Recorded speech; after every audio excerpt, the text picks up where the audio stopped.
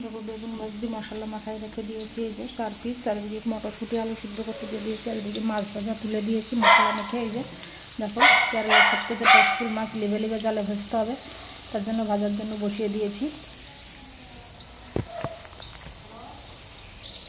মাছটা এখন ভালো করে এক এক পিস করে উল্টিয়ে দেবো।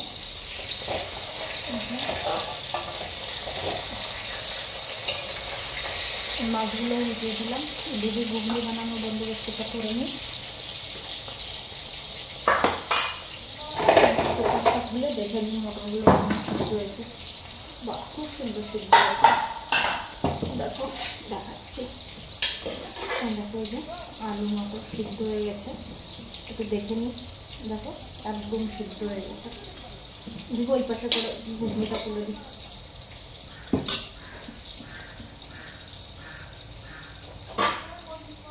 কড়াই নিয়ে নিয়েছি, গ্যাসে জাল দিয়ে ঘুগনি বসিয়ে দেবো এই সাইডে।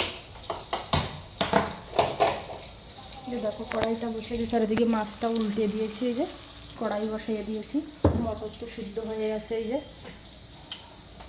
কড়াইতে তেল দিয়ে দিই, দিয়ে দিয়েছি। দিয়ে দেবো 5 ফোড়ন, তেজপাতা, শুকনো লঙ্কা ফোড়ন। এবার দিয়ে দেবো শুকনো লঙ্কা 5 ফোড়ন দিয়ে দিয়েছি। দিয়ে দেবো একটু আদা কুচি,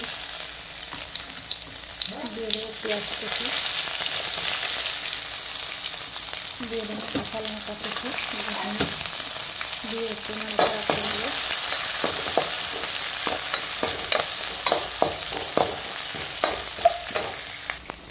দিয়ে দেবো টমেটো কুচি,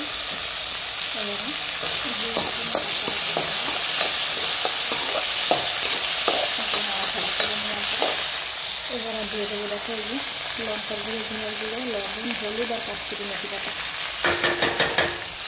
দিয়ে ভালো করে একটু নাড়াচাড়া করে নেব।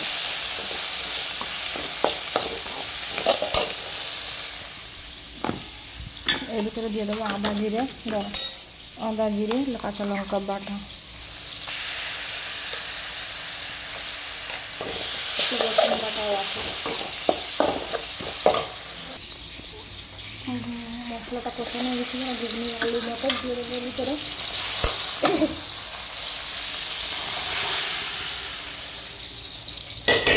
আর একটু জল দেবো, ওটা সকালে প্রচুর পরিমাণে কাজ থাকে।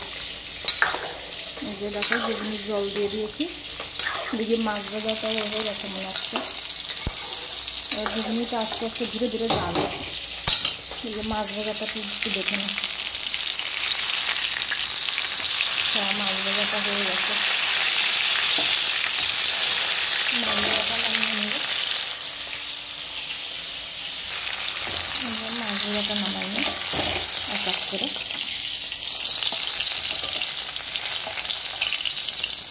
এবার এই তেলে বেগুনটাকে ভেজে নেব।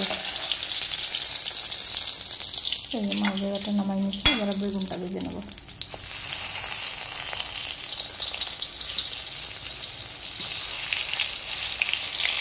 বেগুনটা ভাজা হয়ে যায়, তারপর দেখি ঘুগনিতে তো ডাল ওঠার মতো হয়ে যায়। এখান থেকে ধনে পাতাটা একটু কেটে নিই, তারপর সময় সেই ধনে পাতা কুচিয়ে নিলাম। এই যে দিয়ে দেবো এখন ঘুগনির ভিতরে ধনে পাতা কুচি।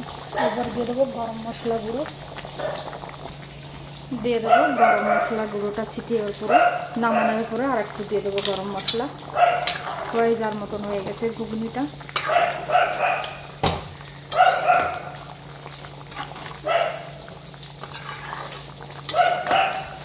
এদিকে বেগুন ভাজাটা হয়ে যাওয়ার মতন হয়ে গেছে।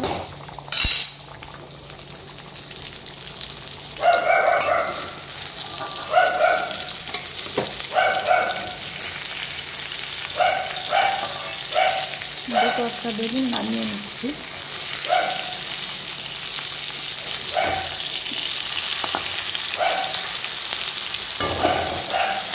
ঘুগনিটা হওয়ার মতন জাল উঠে গেছে, দেখতেই পাচ্ছি। এখন ঢেলে নেবো আমি।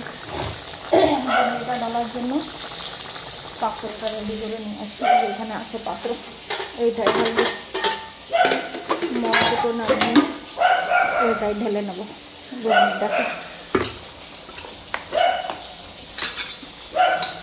আর অল্প একটু জাল হলেই ঢেলে নেবো।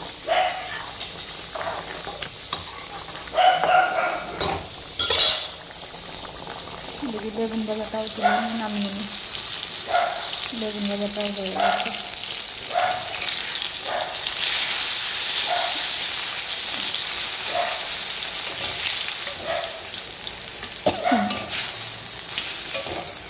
ঘুগনিটাকে ঢেলে নিয়েছি। এবার একটু গরম মশলা জিরেগুলো ছিটকে রেখে দেবো। এটা মানে একটু খুব সুন্দর সেন্ট বেরোয় আর দেখতেও খুব সুন্দর লাগে আর খেতে গেলেও খুব মজাদার লাগে। মশলার গন্ধ ঘ্রাণটা বেরোয় ভালো, গন্ধ এসে।